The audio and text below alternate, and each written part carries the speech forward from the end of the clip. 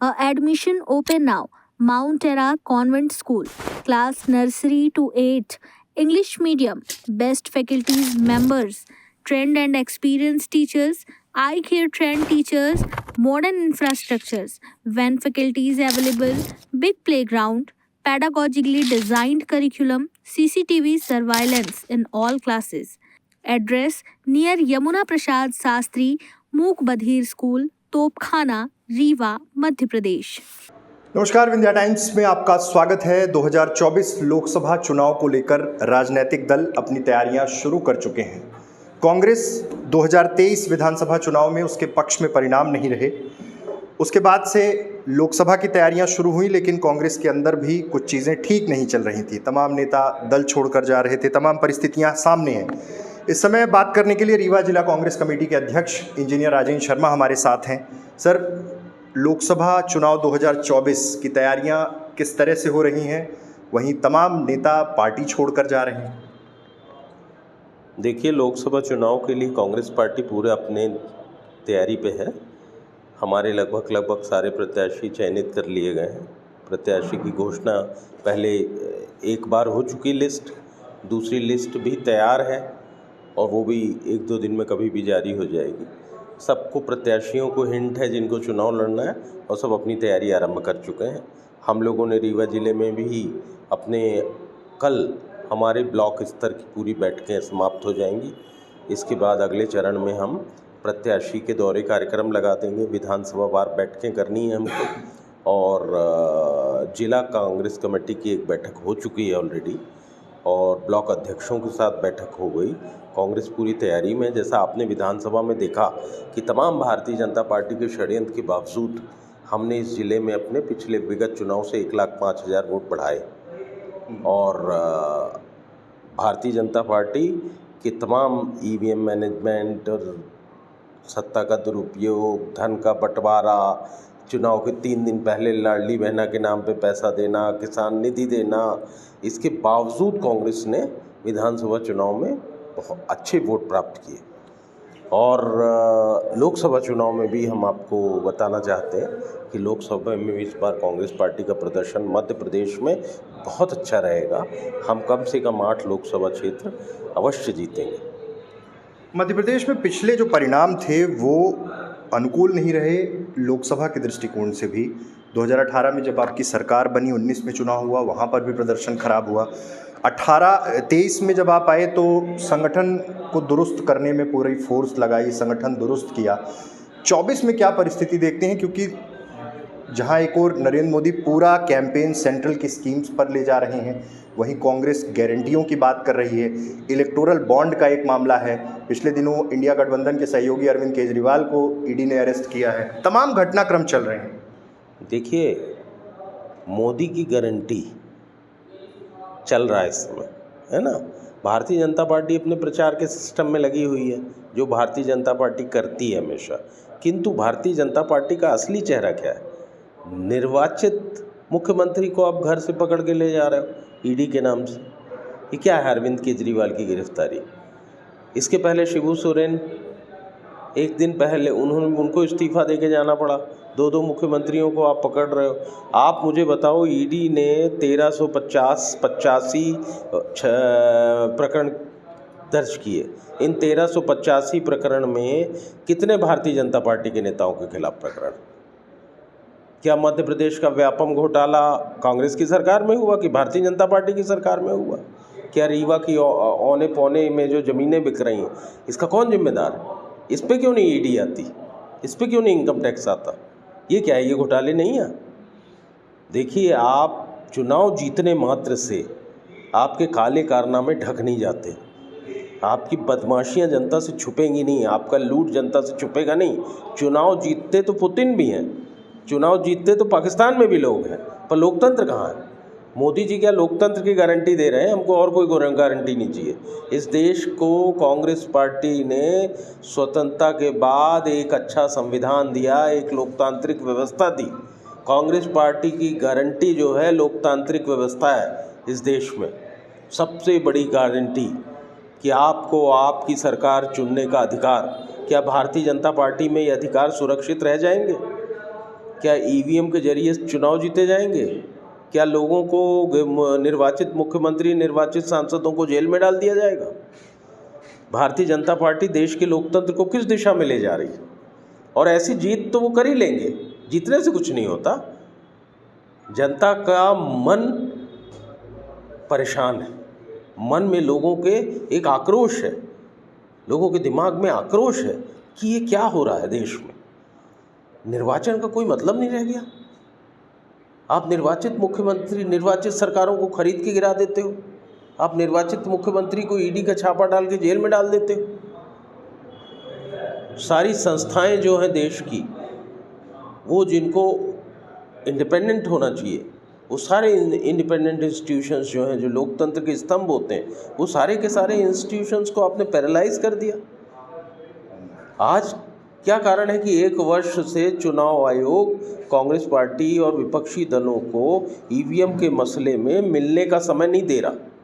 क्यों नहीं दे रहा भाई? एक चुनाव आयोग से समय मांग रहे हैं ना हम ईवीएम के बारे में चर्चा करने के लिए।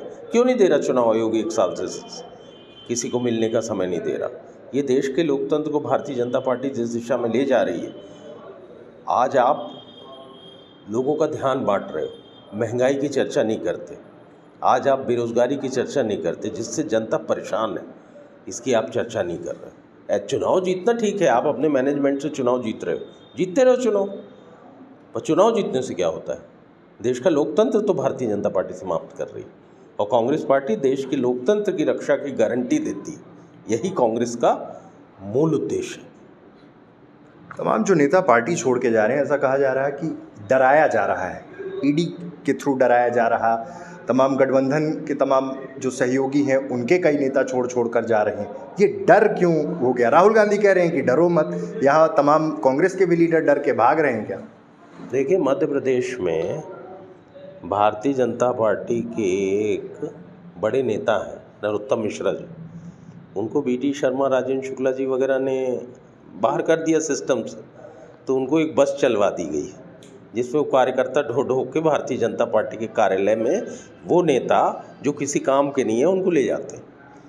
मेरा ऐसा मानना है, जो कांग्रेस पार्टी छोड़ रहा है वो कांग्रेस पार्टी का था ही नहीं। मैं क्यों नहीं छोड़ रहा? अजय सिंह राहुल क्यों नहीं छोड़ रहे? आखिर हम लोग भी तो कांग्रेसी हैं, हम कांग्रेसी नहीं हैं? हम कांग्रेस नहीं छोड़ रहे। हमारे पंडित जी बैठे हैं, सत्यनारायण तिवारी जी प्रधान जी बैठे, कोई नहीं छोड़ रहा कांग्रेस। सुखेंद्र सिंह मन्नन नहीं छोड़ रहे हैं, रमणशंकर सिंह नहीं छोड़ रहे हैं, पद्मेश गौतम नहीं छोड़ रहे हैं, कपिधोष सिंह जी नहीं छोड़ रहे हैं। कौन छोड़ रहा है? जो कांग्रेस के वैरियर्स हैं वो नहीं छोड़ रहे। आप पेरीफेरी से, बाहर के सरकमफेरेंस से आप कुछ लोगों को पकड़ के ले जाते हो जो सिस्टम से बाहर है, तो ले जाओ, और चाहिए तो हम नाम देते हैं। हम कांग्रेस से ऐसे ऐसे लोगों को दे देते हैं नरोत्तम मिश्रा जी को कि नरोत्तम मिश्रा उनको ले जाएं और भारतीय जनता पार्टी में रख लें।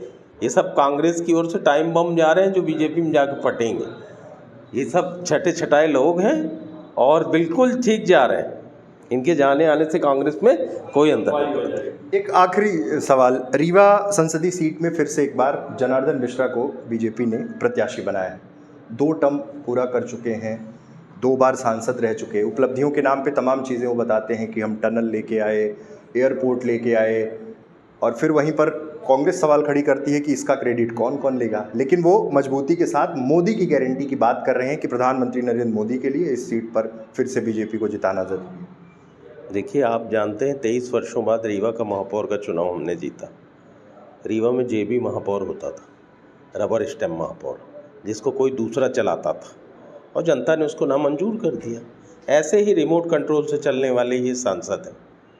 आप ये बताइए, इन्होंने संसद में कौन से रीवा के मामले को बुलंद किया? भाई वही टनल राजेंद्र शुक्ला जी ले आए, वही टनल नागेंद्र सिंह जी ले आए, वही टनल गिरीश गौतम ले आए, और वही टनल ये ले आए, और बेचारे गडकरी जी भी तो कुछ टनल लाए होंगे। तो एक टनल के कितने दावेदार? ये टनल की दावेदारी करने से कोई फ़ायदा नहीं। रीवा में वायुदूत का हवाई जहाज़ 90 के दशक में चलता था, तो अगर रीवा में हवाई अड्डा थोड़ा सा बड़ा हो जाएगा तो क्या अंतर पड़ेगा? आप सोचो, रीवा में 4 ट्रेन चलती हैं, 5 ट्रेन चलती हैं, कल 6 चलेंगी, परसों 7 चलेंगी, 9 चलेंगी। जनसंख्या बढ़ रही है, जनसंख्या के हिसाब से चीज़ें बढ़ेंगी। कभी रीवा शहर के अंदर 70,000 की जनसंख्या थी, आज रीवा शहर के अंदर 5 लाख की जनसंख्या है।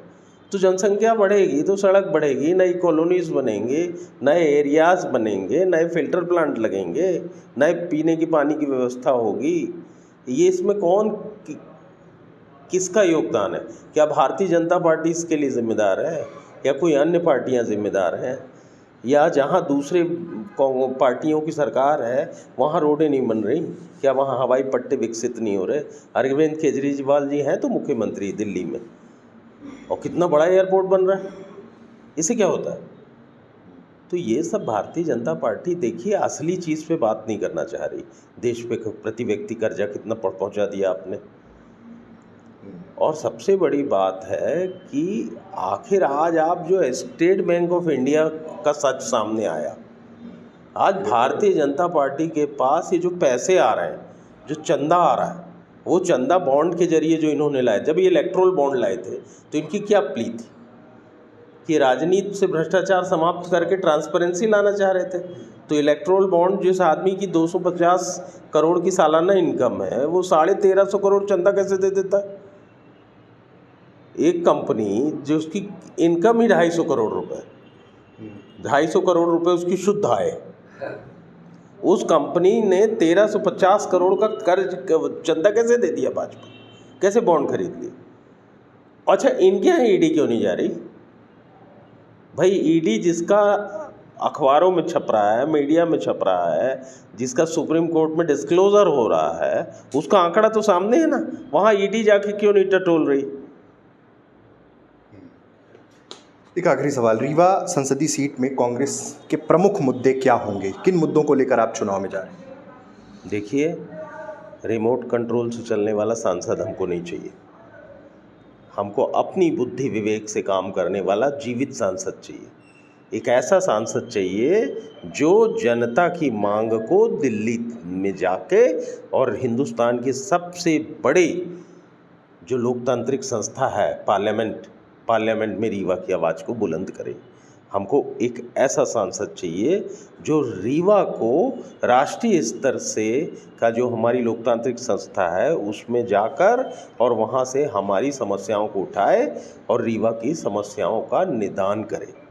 हमको ऐसा सांसद नहीं चाहिए जो किसी दूसरे व्यक्ति विशेष का रिमोट से चलने वाला सांसद।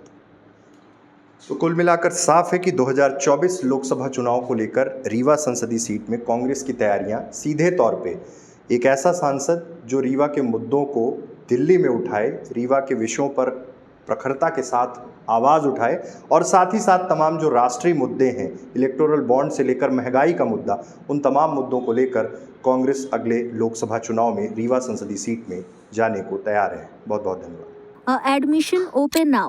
Mount Terra Convent School, class nursery to 8, English medium, best faculties members, trained and experienced teachers, eye care trained teachers, modern infrastructures, van faculties available, big playground, pedagogically designed curriculum, CCTV surveillance in all classes.